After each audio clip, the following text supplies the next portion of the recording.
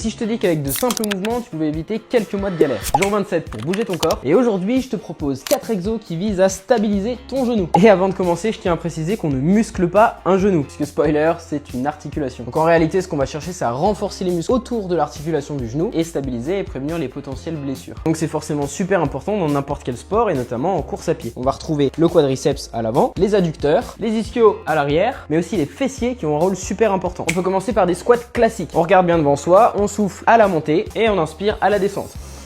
Si on focus sur les quadriceps, ischios et fessiers. Donc tu peux le faire de cette manière, les pieds parallèles, genoux alignés, ou en écartant un petit peu les pieds, mais toujours les genoux suivent l'alignement des chevilles. Si ça va, tu peux aller un peu plus loin, où là on bosse de la proprioception, de l'équilibre, de la mobilité, beaucoup de choses. Et donc là c'est le pistol squat. Forcément t'es sur une jambe, donc c'est beaucoup plus difficile, et tu charges beaucoup plus à la remontée. C'est pas un exo qui est accessible à tout le monde, mais super intéressant pour les coureurs. Exercice suivant, c'est le Copenhagen Plank. Donc il te faut juste un support, et là on travaille les adducteurs. Le but c'est de venir dans cette position là. Super efficace pour les adducteurs, mais attention parce qu'il peut provoquer quand même des douleurs puisque c'est pas évident. Donc veille à respecter 3 critères. Déjà, essaye d'avoir le coude bien aligné avec l'épaule, ici dans ton positionnement. Deuxième, on serre les abdominaux, le nombril il regarde vers l'avant, d'accord? Il bascule pas sur le côté. Donc j'inspire, je souffle, j'engage mes abdominaux. Et troisième, je suis aligné de mon épaule jusqu'aux fesses, jusqu'au pied qui est sur le support. Tu peux mettre la main vers le haut ou la stabiliser ici sur le bassin.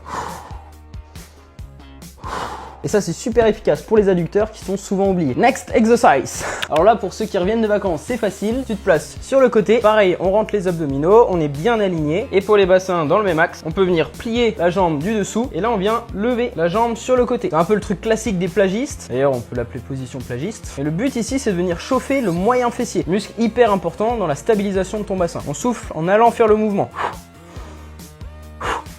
Et si ça va, une fois en haut, tu peux faire des petits ronds et reposer. Un exo qui chauffe très vite mais qui est très efficace. Et le plus important dans l'exo là, j'ai oublié de le dire, mais fais en sorte que ton genou regarde toujours devant. D'accord? On veut pas que la jambe fasse ça parce que là, ça bosse plus le moyen fessier. Donc on reste aligné, bassin, ceinture, la rotule regarde devant et on vient lever. Tac.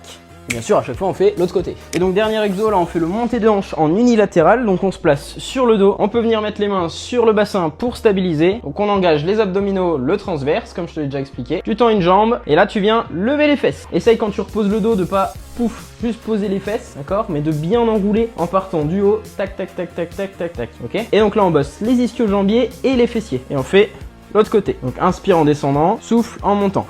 Tiens 2-3 secondes en haut. Et on repose. Pour tous ces exos, essaye de faire 10 à 12 répétitions pour chaque, en essayant de maintenir à chaque fois la contraction entre 3 et 6 secondes. Et tu peux les faire chacun sur 2 à 3 séries. Je te laisse me dire en commentaire ce que tu as pensé de cette séance. Et moi je te dis à demain. Ciao!